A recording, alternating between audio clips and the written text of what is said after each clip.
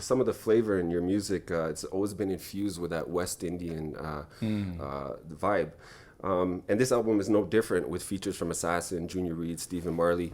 Can you Pardon tell me. me a little bit what it's like working with iconic figures like the Marleys? I first met the Marley family when Damien invited me to Hope Road. That's where Bob used to live. It's a museum during the day, but there's also a rehearsal space in the back where the family rehearses when they go on tour and all that stuff. And the first time I met Steven was like, it was the most standoffish, awkward, slightly intimidating encounter because it's like, me and Damien, he brought me into the museum and, brought me in front of the red velvet ropes and he's showing me all the stuff and this is where my dad used to do this and, this is whatever. And then we went downstairs. There's actually a studio in there. And I remember Steven he didn't say shit to me. Like he kind of just looked at me like had that older brother, like, who is this guy? What are you doing here? What are your intentions? Kind of vibe to him. And, I didn't fault him, but I was like, that's kind of dope. You know what I mean? To have your brother who, seems like he's the enforcer or whatever. But I remember they brought me to the rehearsal space and they had a table about half the size of this table that's behind me. And I remember this big Rasta came and dumped out a garbage bag full of weed. And he took up this friggin' cutlass, this machete, and he's just chopping up this weed. So it's like there's a thick just cloud of smoke in the air. But what was even more trippy was like Steven was singing one of Bob's songs and it sounded exactly like him. And it was probably at that moment that I realized, I was like, yo, this is so, like, I need to get that voice on a song. Like, I need to be able to collaborate. As the years passed, and but I said, yo, like, I have this song that I wrote. And it's interesting because the song that we did for the album, One Dream Away, it was inspired by Bob because it's like, this felt kind of, I wanted to, when you listen to Bob as an artist, sometimes you're like, man, I wish I could do a song that is impactful and powerful and resonates with people. And I was driving in my car one day. I still remember the street, made a left turn and like the skies just turned black and it just started like raining. And I literally started writing the song just in the car while it was raining. And I think I wrote the whole song in the car and then went back to my house and recorded it. So, when I told him about it, he was just like, yo, you should come down to Miami and we should just, we should work together at the compound. I was like, all right, cool. Yeah, it was like the beginning of January, whatever year that was, a couple of years ago.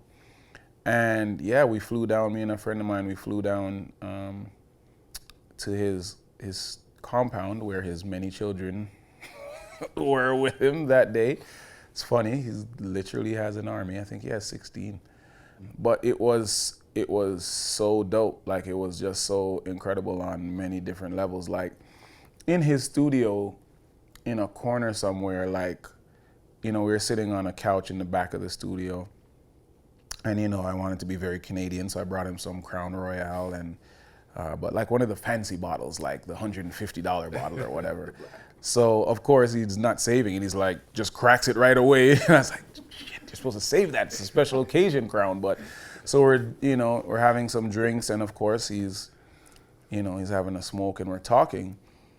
And I'm like, in the corner of my eye, like I just see all these things, and it's like umpteen Grammy Awards, but just collecting dust, just there, toppled over.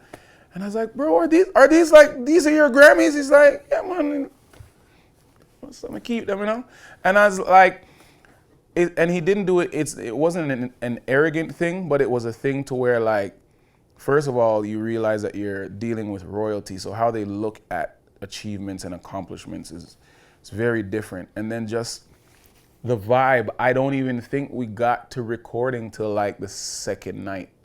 So the whole first day, I think we just spent pontificating about the industry, artists, what we love, our families, Jamaica. We were just talking about so many different things. And I think it was a kind of a transformative experience for me because it just allowed me to look at things differently. I remember, you know what, I know it was 2 years ago because I had just started at Universal working there in an executive capacity. And I remember I was unsure about it being an artist. I'm like, yo, Steven, like, I don't know, like I feel weird, you know what I'm saying? Like, it's like you're going to work for the enemy type of thing. And he was like, nah, bro, like didn't even bat an eyelash. He's like, we need people like you inside the system to help to change the system. Like what you're doing is exactly what we need more of, is somebody that believes in what we believe in and you know, somebody that really truly cares about the artist. We need more, you know, people like you to be a part of the system, and maybe that'll help, you know, change it to where we can not only just have a lot more amazing artists, you know, be a part of the roster, but also kind of fight for, you know, artist values and stuff from the inside. So there was just a lot of very, very key things that I experienced during that. So not only did we get to do One Dream Away, and again, he's like, you know, I write all my own lyrics. So the fact that I'm willing to sing your lyrics shows you how much I really love this song. So as a songwriter, that was like, you know, that was way up there in terms of accomplishments, in terms of writing an actual great piece. But I also did something for his album with myself, him, and the legendary Rakim.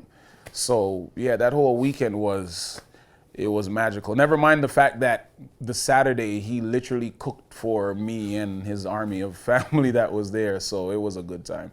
I guess it's safe to say he warmed up to you a little bit, and oh, listen, that is my guy. Like that is the